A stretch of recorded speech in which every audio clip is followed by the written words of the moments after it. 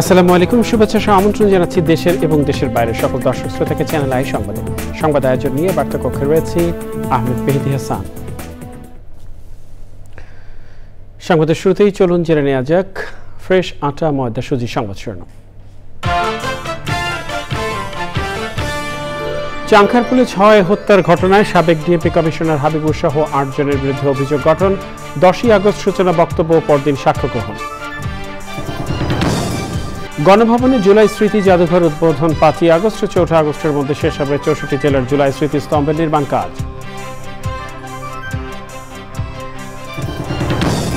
নির্বাচন বাধাগ্রস্ত ও জনগণের ভোটাধিকার হরণে একটি মহল চক্রান্তে লিপ্ত বলে বিএনপির অভিযোগ। দেশকে গণতন্ত্রহীন করার ষড়যন্ত্র চলছে মন্তব্য।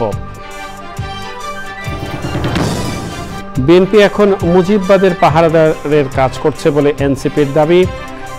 দেশে নতুন কোনো ফ্যাসিবাদ ও চাঁদাবাজ তৈরি হতে না দেওয়ার ঘোষণা। এবং সবুজের সাথে বাংলাদেশ স্লোগানে দিনাজপুরের প্রকৃতি ও জীবন ক্লাবের বৃক্ষরোপণ। সময় উপযোগী কর্মসূচির প্রশংসায় বিশিষ্টজনেরা।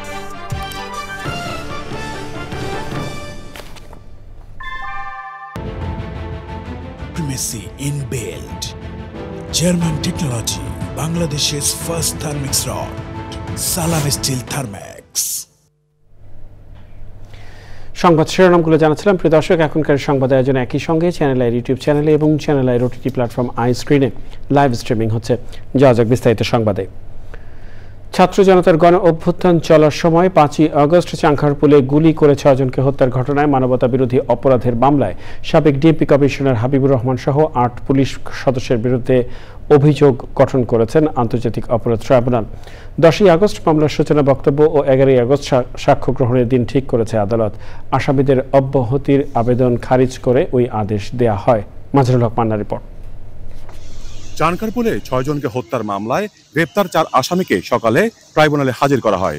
তারা হলেন বরখাস্ত পরিদর্শক আরশাদ ও ৩ কনস্টেবল সুজন, ইমাজ হোসেন ইমন ও নাসিরুল। মামলায় পলাতক ৪ আসামি হলেন ডিএমপির সাবেক কমিশনার হাবিবুর রহমান, সাবেক যুগ্ম কমিশনার সুদীপ কুমার চক্রবর্তী, রমনা অঞ্চলের সাবেক অতিরিক্ত উপকমিশনার শাহ আলম মোহাম্মদ আক্তারুল ইসলাম, রমনা অঞ্চলের সাবেক সহকারী কমিশনার মোহাম্মদ ইমরুল। ৮ পুলিশ সদস্যের বিরুদ্ধে ৩রা জুলাই অভিযোগ গঠনের বিষয়ে শুনানি শেষ করেন প্রসিকিউশন ও আসামিপক্ষের আইনজীবীরা। সোমবার আদেশ দিলেন ট্রাইব্যুনাল। এই ৮ জন আসামির বিরুদ্ধে আনুষ্ঠানিকভাবে অভিযোগ গঠন করেছেন। অভিযোগটা হচ্ছে ৫ই আগস্ট ২০২৪ সালে ঢাকা মহানগরীর চানখারপুর এলাকায় মানবতা বিরোধী অপরাধ সংগঠনের মাধ্যমে ৬ জন তরুণকে গুলি করে হত্যা করা। এবং সেই অভিযোগ গঠনের পরে আজকে তাদেরকে সময় দেওয়া হচ্ছে প্রস্তুতির জন্য। আগামী ১০ আগস্ট তারিখে প্রসিকিউশনের পক্ষে আনুষ্ঠানিক যে অভিযোগের পরে যে ওপেনিং স্টেটমেন্ট বলে, সেই স্টেটমেন্টের জন্য দিন ধার্য করা হয়েছে। অভিযোগ গঠনের বিষয়ে নিজেদের অবস্থান ব্যাখ্যা করেন আসামিদের আইনজীবীরা। আদেশে আমি অবশ্যই এগ্রিভড। আমরা ন্যায় বিচারের জন্য আমরা ট্রায়াল ফেস করব, যেহেতু নুরেনবার্গ ট্রায়াল বা টোকিও ট্রায়াল, অন্যান্য ট্রায়ালও যেখানে আসামিদেরকে অব্যাহতি প্রদান করা হয়েছিল এবং খালাস দেওয়া হয়েছিল, আমরা আশা করি ভবিষ্যতে আমরা ট্রায়াল ফেসের মাধ্যমে এই আদালত থেকে আমরা খালাস পাবো ইনশাআল্লাহ। এদিকে ২০১৬ সালের ঢাকার কল্যাণপুরে জাহাজবাড়িতে জঙ্গি নাম দিয়ে ইসলামিক ভাবধারার ৯ তরুণকে হত্যার অভিযোগ করা মামলার আসামি সাবেক আইজিপি একেএম শহীদুল হক, সাবেক ডিএমপি কমিশনার আসাদুজ্জামান মিয়া, সাবেক এসপি জসিমউদ্দিন মোল্লার বিরুদ্ধে ১৪ই সেপ্টেম্বর তদন্ত প্রতিবেদন দাখিল করতে তদন্ত সংস্থাকে নির্দেশ দিয়েছেন আন্তর্জাতিক অপরাধ tribunal. Mazharul Haque Manna, Channel I, Dhaka. গণভবনে স্থাপিত জুলাই স্মৃতি জাদুঘর উদ্বোধন করা হবে ৫ই আগস্ট, তবে দর্শনার্থীদের জন্য উন্মুক্ত করা হবে আরও পরে। ৪ আগস্টের মধ্যে শেষ হবে ৬৪ জেলায় জুলাই স্মৃতি স্তম্ভের নির্মাণ কাজ। সংবাদ সম্মেলনে এমন তথ্য দিয়ে সরকারের ২ জন উপদেষ্টা বলেছেন কিভাবে সম্মিলিত শক্তির বিকাশ ঘটে তার শিক্ষা দিয়েছে এই জুলাই। মোস্তফা মল্লিকের রিপোর্ট। ঢাকার প্রাণকেন্দ্রে গণভবন একসময় সর্বোচ্চ ক্ষমতার কেন্দ্রবিন্দু ছিল এই ভবন। ছাত্র জনতার গণ অভ্যুত্থানে ৫ই আগস্ট চারদিক থেকে জনস্রোত যখন গণভবনের দিকে, তখনই ভারতে আশ্রয় নেয়ার উদ্দেশ্যে দেশ ছাড়েন শেখ হাসিনা। এরপর বিক্ষুব্ধ ছাত্র জনতা প্রবেশ করে গণভবনে। অন্তর্বর্তী সরকার শপথ নেয়ার পর এখানে জুলাই স্মৃতি জাদুঘর স্থাপনের সিদ্ধান্ত হয়।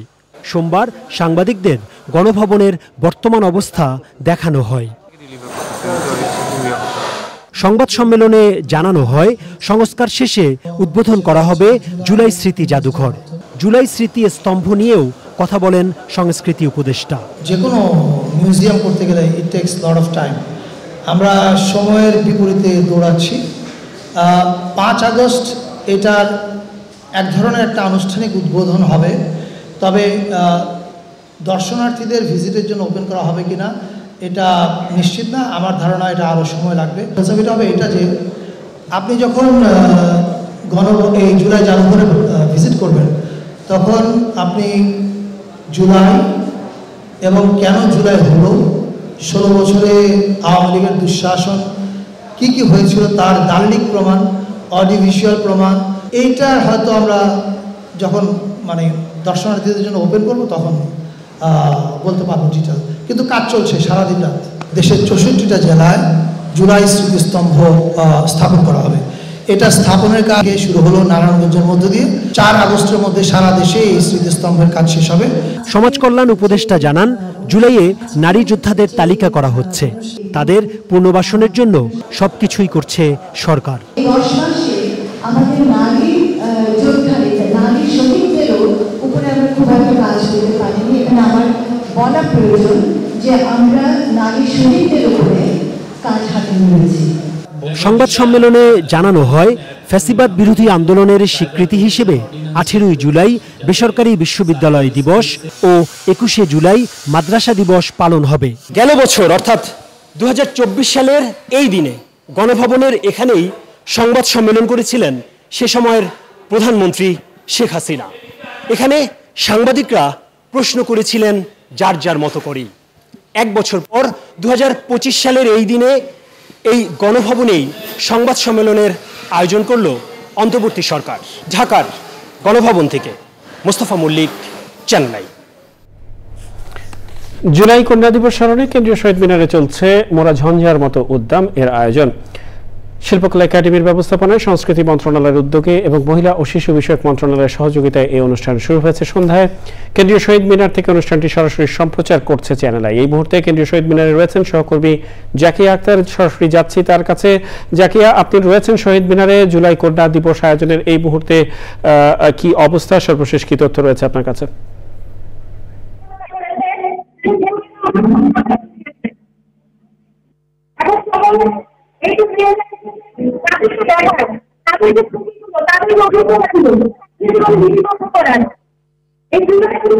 মন্ত্রণালয়ের আয়োজনে এই 14 জুলাই জুলাই কন্যা দিবস হিসেবে তারা পালন করছেন। আমরা যেটি দেখতে পেয়েছি, এই জুলাই আন্দোলনে যারা গত বছর এই দিনে যারা যেসব নারীরা আসলে জুলাই আন্দোলনে পুরুষদের সাথে সামিল হয়েছিলেন, তাদেরকে শ্রদ্ধা জানিয়ে তাদেরকে স্মরণ করে আসলে এই অনুষ্ঠানটি করা হচ্ছে। এখানে আমরা যেটি দেখতে পেয়েছি যে সারা বাংলাদেশের ওই সময়ে যারা আসলে আন্দোলনে জড়িয়েছিলেন তারা এখানে এসেছেন, তাদের স্মৃতিচারণ করছেন। এছাড়া আমরা যেটি দেখতে পেয়েছি যে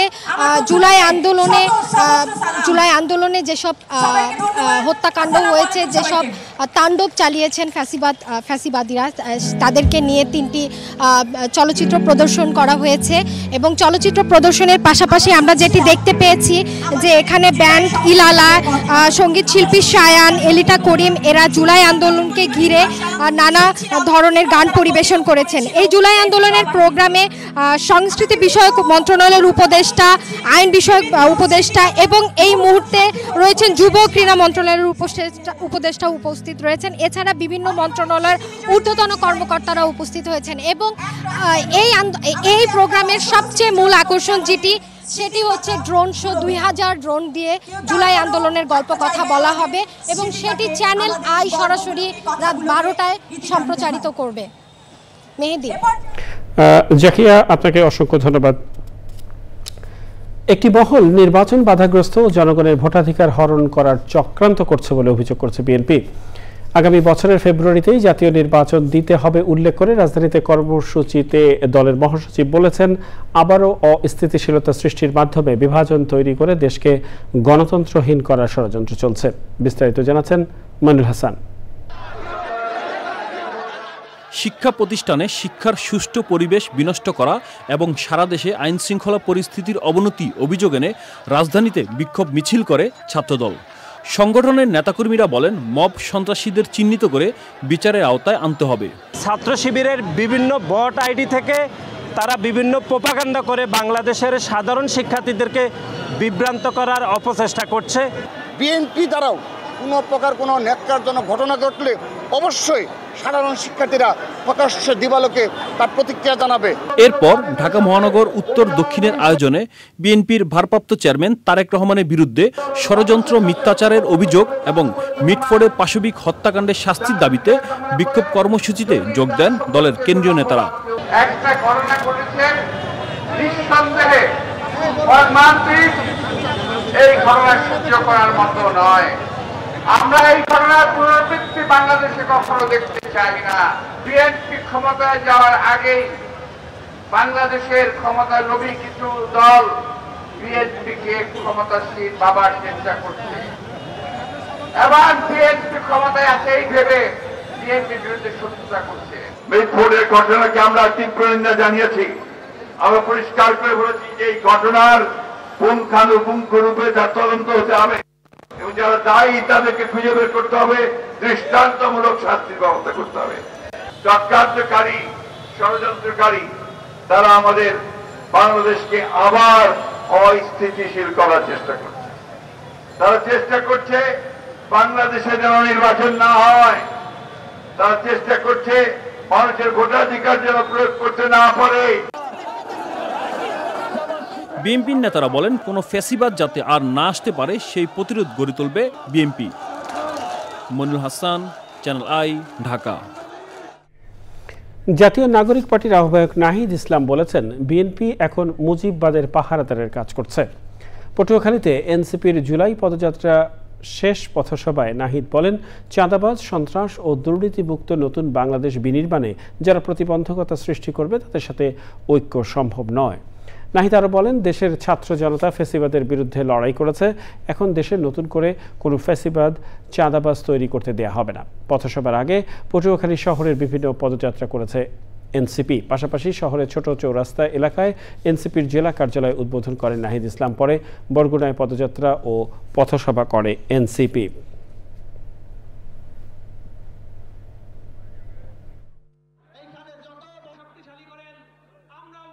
আমরা বলেছিলাম বাংলাদেশে মুজিববাদ একটি বিভাজন তৈরি করেছে, মুজিববাদী সংবিধান বাংলাদেশ রাষ্ট্রকে এগোতে দেয়নি, কিন্তু সেই মুজিববাদী সংবিধান, সেই ৭২-এর সংবিধানকে টিকিয়ে রাখতে চাচ্ছে এখন বিএনপি।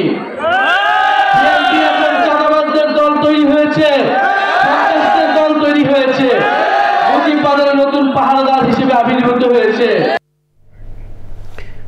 গণঅভ্যুত্থানের শহীদদের স্মরণে নারায়ণগঞ্জে দেশের প্রথম জুলাই স্মৃতি স্তম্ভ উদ্বোধন করেছেন অন্তর্বর্তী সরকারের ৫ জন উপদেষ্টা।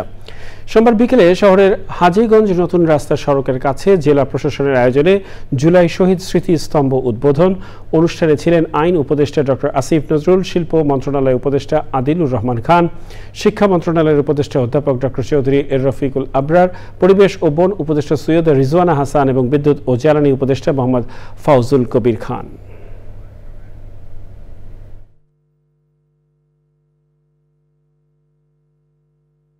আমি আপনাদেরকে দৃঢ় কণ্ঠে জানাতে চাই, বিচার পূর্ণ গতিতে এগিয়ে চলেছে, কোনো রকম ওইখানে কোনো গাফলতি থাকবে না।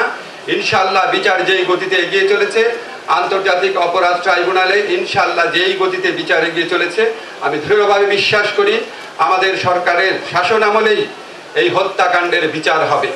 ওদেরকে মনে রাখার শ্রেষ্ঠ উপায় তাই হচ্ছে সকলকে ন্যায় বিচারের জন্য, বৈষম্যহীন বাংলাদেশ গড়ার জন্য, গণতান্ত্রিক বাংলাদেশ গড়ার জন্য দল মত, দল স্বার্থ, ব্যক্তি স্বার্থের ঊর্ধ্বে দাঁড়িয়ে কাজ করে যাওয়ার।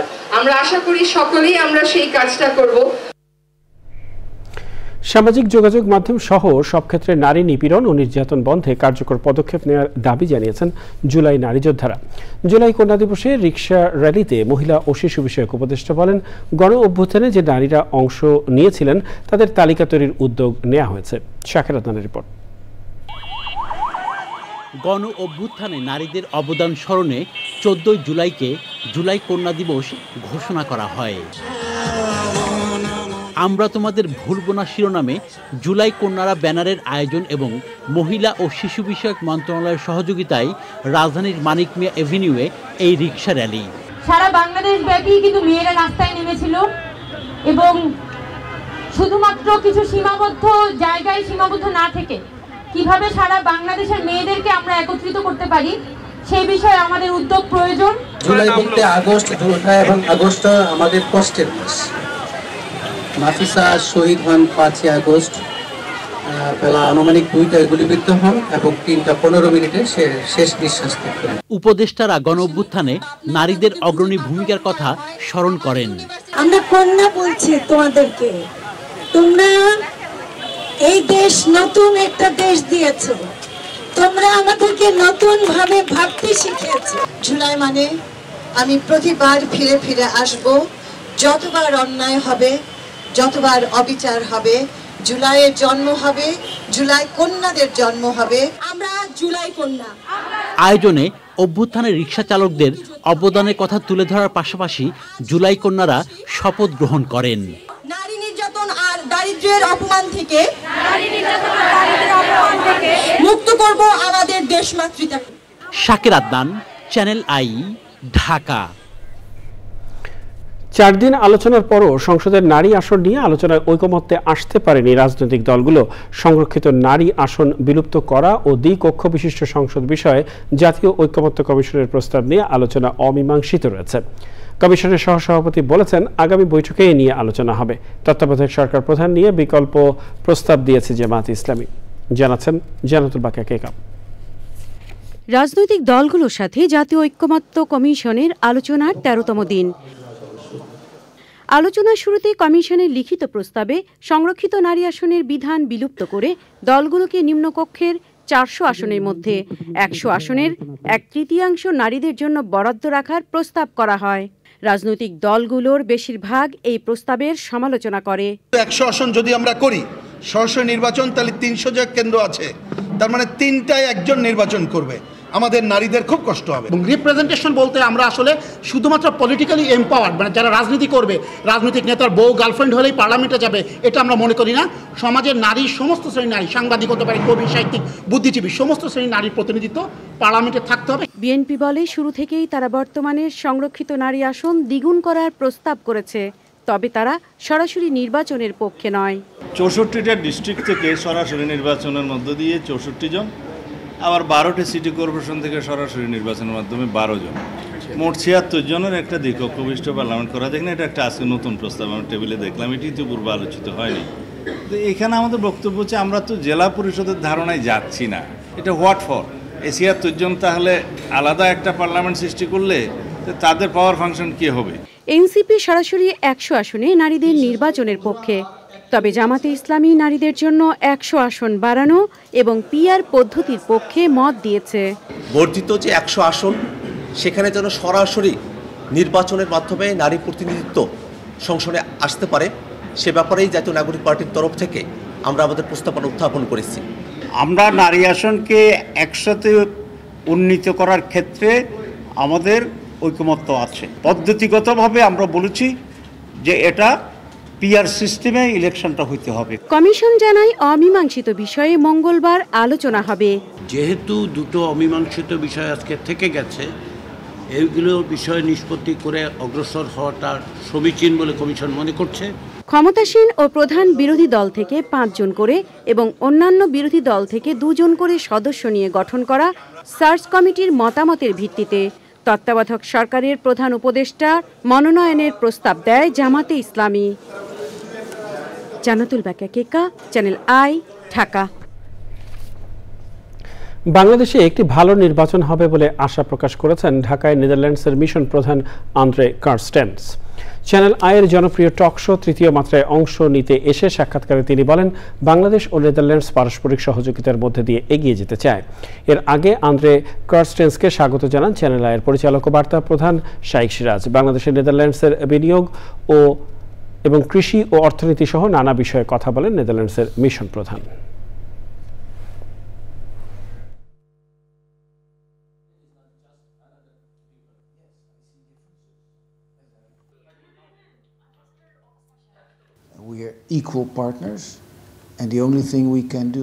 নেদারল্যান্ডস এবং বাংলাদেশ সমান অংশীদার এবং আমরা পরস্পরকে সহযোগিতা করতে পারি। এটা শুধু বাংলাদেশের জন্য নয়, এই সহযোগিতা আমাদের নিজেদের জন্য। আমি তোমাদের এবং দেশের নাগরিকদের বর্তমান সময়ের চেতনার সঙ্গে উৎসাহিত হয়ে বর্তমানে যে পদক্ষেপগুলো নেওয়া হচ্ছে সেগুলো বাস্তবায়নের মাধ্যমে একটি সুষ্ঠু ও গ্রহণযোগ্য নির্বাচন হবে বলেও আশা করি। And then further on, preparations for free, fair and inclusive elections. পরিবেশগত সংকট মোকাবেলায় দেশের সবুজ বেষ্টনী গড়ার অংশ হিসেবে সবুজে সাজাই বাংলাদেশ স্লোগানে দিনাজপুরে বৃক্ষরোপণ করেছে প্রকৃতি ও জীবন ক্লাব। বিরল উপজেলার দামাইল সরকারি প্রাথমিক বিদ্যালয়ের শিক্ষার্থীদের মাঝে ফলদ, বনজ ও ঔষধি গাছের চারা বিতরণ করা হয়। প্রাকৃতিক ভারসাম্য রক্ষায় সময় উপযোগী কর্মসূচির প্রশংসা করেন বিশিষ্টজনেরা। দিনাজপুর থেকে শাহ আলম শাহীর তথ্য ও ভিডিও চিত্রে আফরোজা হাসির রিপোর্ট। জলবায়ুর বিরূপ প্রভাবে বন্যাসহ নানা প্রাকৃতিক দুর্যোগে ক্ষতিগ্রস্ত দেশের পরিবেশ প্রতিবেশ ব্যবস্থা হুমকিতে পুরো জীববৈচিত্র্য। মলিনতা কাটিয়ে প্রকৃতিকে সবুজের সমারোহে সাজাতে দিনাজপুরে বৃক্ষরোপণ করছে প্রকৃতি ও জীবন ক্লাব। সবুজে সাজাই বাংলাদেশ এই প্রতিপাদ্যে দিনাজপুরে বৃক্ষরোপণ কর্মসূচি পালন করেছে প্রকৃতি জীবন ক্লাব। আমরা বাংলাদেশটাকে যত বেশি গাছে গাছে ছেয়ে ফেলব তত বাংলাদেশের উষ্ণতা কমবে, জলবায়ুর প্রভাবের মোকাবেলাতে আমরা একটা ভালো অবস্থানে যাব এবং ধুলো বালি কণা যা এই গাছ শোষণ করে নিচ্ছে তার থেকেও কিন্তু আমরা এই পরিবেশ প্রকৃতিকে ভালো রাখার একটা প্রচেষ্টা হবে। এই যে বৃক্ষরোপণ করছি এই বৃক্ষকে কিন্তু শুধু লাগালেই হবে না, এ রোপণের পরে একে কিন্তু পরিচর্যা করতে হবে। শুধু বাংলাদেশের একটি অঞ্চল নয়, সারা বাংলাদেশেই কিন্তু আমাদের বৃক্ষরোপণ কর্মসূচিকে এগিয়ে নিয়ে যেতে হবে। পরিবেশের ভারসাম্য রক্ষায় সচেতনতা সৃষ্টিতে শিক্ষার্থীদের মাঝে বিভিন্ন প্রজাতির গাছের চারা বিতরণ করা হয়। এই গাছ আমরা থাকবো না, ভবিষ্যৎ গাছ থেকে যাবে। মানুষের জীবনে অপরিহার্য হচ্ছে অক্সিজেন, অক্সিজেন চাইতে গেলে গাছের প্রয়োজন। তাই এই ক্লাবকে আমাদের এলাকার সকলের পক্ষ থেকে শুভেচ্ছা জানাই। স্কুলের নতুন প্রজন্ম, ভবিষ্যৎ প্রজন্ম, ছোট বাচ্চাগুলো এদের মাধ্যমে আমরা দেশীয় যে গাছগুলো সেগুলো আমরা ফিরিয়ে আনবো। চ্যানেলকে অত্যন্ত ধন্যবাদ। জলবায়ুর অভিঘাত মোকাবেলা ও অভিযোজন নিশ্চিতে প্রকৃতি ও জীবন ক্লাবের সবুজায়ন কর্মসূচির প্রশংসায় বিশিষ্টজনেরা। আমরা দিনাজপুরবাসী গর্ব করি যে না, এই চ্যানেল আই দিনাজপুর চারা গাছ লাগানোর একটা উৎসবে পরিণত করেছে বাচ্চাদের দিয়ে। আমরা চাই দিনাজপুরবাসী সবুজায়িত হবে দিনাজপুরবাসী। প্রতি বছর এই বৃক্ষরোপণ কর্মসূচি পালিত হয়। এই প্রকৃতি ক্লাবের পক্ষ থেকে এই বিদ্যালয়ের বৃক্ষরোপণের জন্য এই ক্লাবকে ধন্যবাদ। বৃক্ষরোপণকে আন্দোলনে পরিণত করতে শিক্ষার্থী এবং তরুণ প্রজন্মকে সবুজায়নে যুক্ত হওয়ার আহ্বান পরিবেশবাদীদের। আফরোজা হাসি, প্রকৃতি ও জীবন ডেস্ক, চ্যানেল আই। প্রিয় দর্শক, জুলাই কন্যা দিবসে আমরা এই মুহূর্তে আপনাদেরকে নিয়ে যাচ্ছি কেন্দ্রীয় শহীদ মিনারে।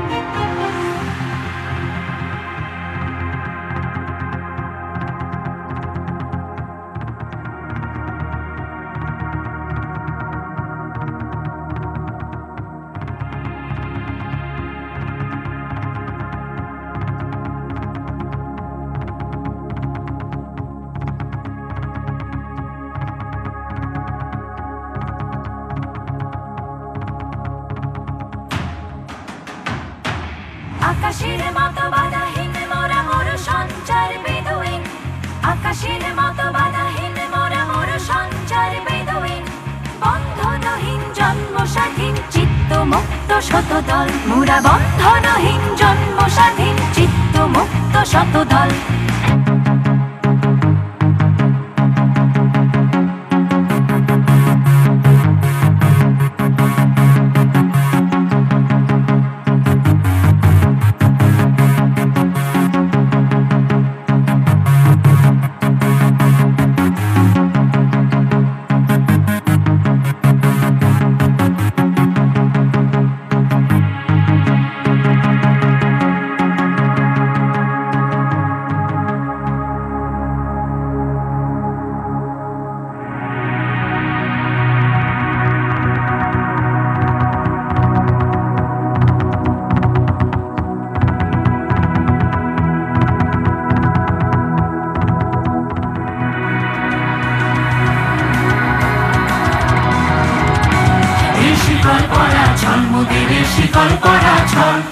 শিকল পরা ছল মোদের শিকল পরা ছল এই শিকল পরে শিকল তোদের করব রে বিকল এই শিকল পরা ছল মোদের শিকল পরা ছল তোদের বন্ধ করায় আশা মোদের বন্দী হতে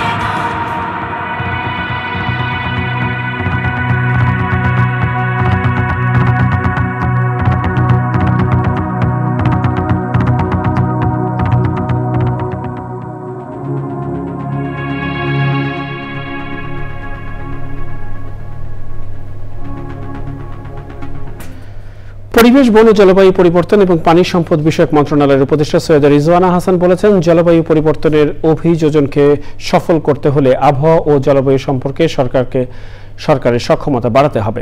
রাজধানীতে বন্যা পূর্বাভাস ও সতর্কীকরণ কেন্দ্রের ওয়েবসাইট এবং ডিসিশন সাপোর্ট সিস্টেমের উদ্বোধন অনুষ্ঠানে প্রধান অতিথির বক্তৃতায় তিনি বলেন, মেগা প্রজেক্ট ভিত্তিক উন্নয়ন না করে আবহাওয়ার উপর গুরুত্ব দিলে দেশকে প্রাকৃতিক দুর্যোগ থেকে রক্ষা করা সম্ভব। অনুষ্ঠানে পানি সম্পদ মন্ত্রণালয়ের সচিব নাজবুল আহসান এবং অন্যরা উপস্থিত ছিলেন।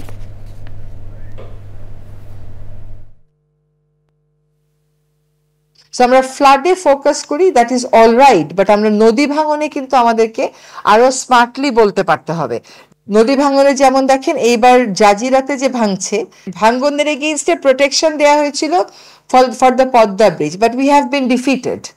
এখন এমন ভাবে ভাঙতেছে, ওই ভাঙ্গন যদি আমি আমার ইমার্জেন্সি ফান্ড দিয়ে অ্যাড্রেস করতে চাই, তাহলে ওইরকম দুইটা ভাঙ্গনই অ্যাড্রেস করতে হবে। বাংলাদেশের অন্যান্য জায়গায় আমরা ভাঙ্গন অ্যাড্রেস করতে পারবো না। নিটল টাটা, আন্তর্জাতিক সংবাদ।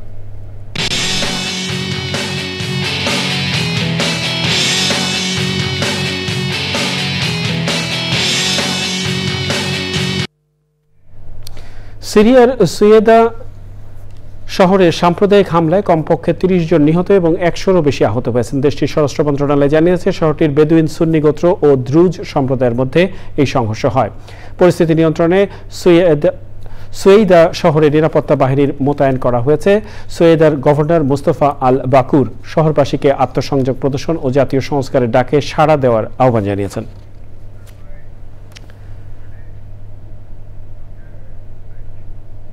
ঢাকা ব্যাংক পিএলসি বাণিজ্য সংবাদ।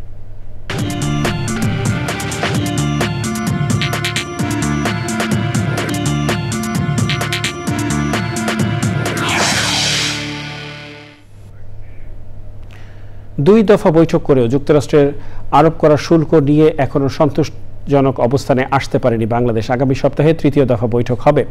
শুল্ক নিয়ে যুক্তরাষ্ট্রের সাথে আলোচনা অত্যন্ত ইতিবাচক এবং উৎসাহব্যঞ্জক বলে মন্তব্য করেছেন বাণিজ্য উপদেষ্টা শেখ বশিরউদ্দিন। যুক্তরাষ্ট্রের সাথে দ্বিতীয় দফা বৈঠক শেষে দেশে ফিরে একথা বলেন উপদেষ্টা। সচিবালয়ে সাংবাদিকদের উপদেষ্টা বলেন, আশা করা যায় যুক্তরাষ্ট্র বাংলাদেশের পণ্যের উপর যৌক্তিক শুল্ক আরোপ করবে। শূন্য শুল্ক যৌক্তিক বলে তিনি মন্তব্য করেন। এক প্রশ্নের জবাবে উপদেষ্টা বলেন, বাংলাদেশ কোনোভাবেই যুক্তরাষ্ট্রের জন্য নিরাপত্তা ঝুঁকি নয়। ১ আগস্টের আগেই আলোচনার একটি কার্যকর নিষ্পত্তি হবে বলে আশা করেন তিনি। সরকারের পদক্ষেপে সন্তোষ প্রকাশ করেন ব্যবসায়ীরা।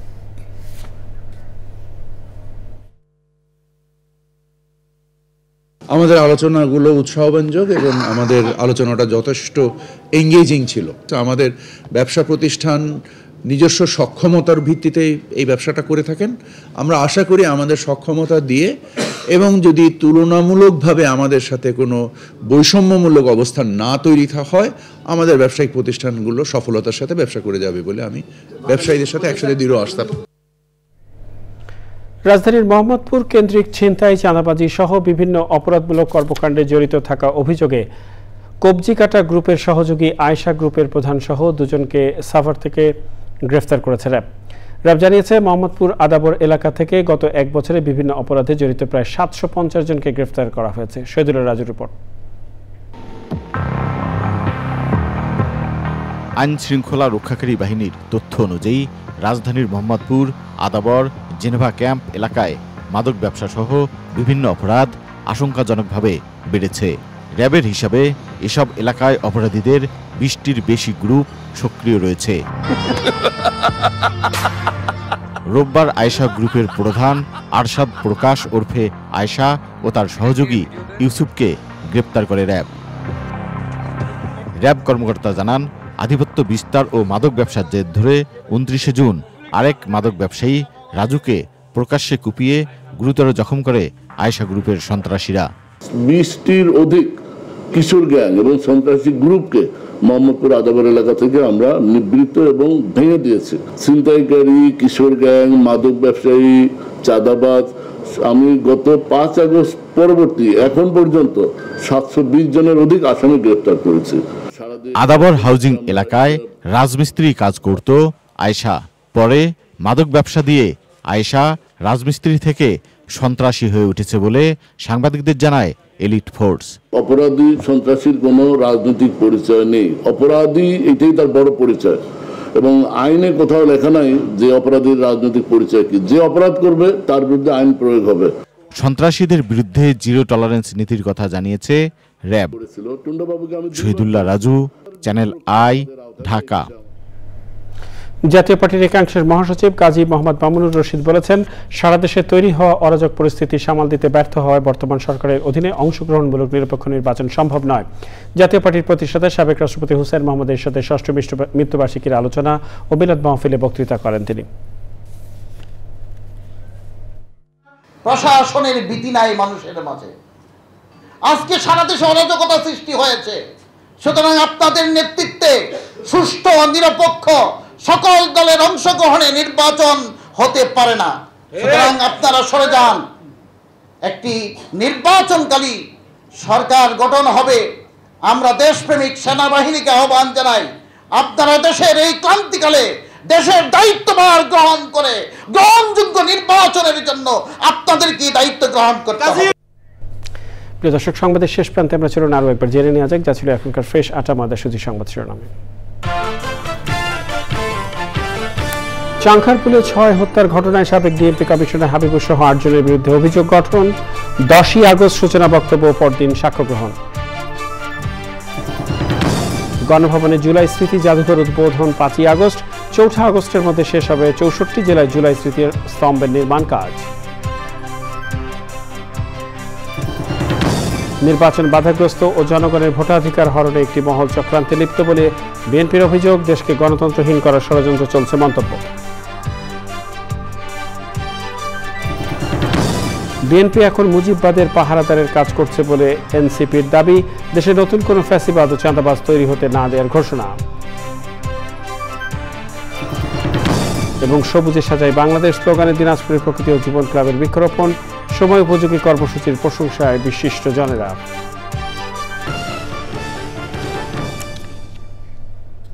এই সাথে শেষ করছি এখনকার সংবাদ আয়োজন। সংবাদে এতক্ষণ আমাদের সাথে থাকার জন্য সংবাদ টিভির সবার পক্ষ থেকে আপনাদের আবারও শুভেচ্ছা।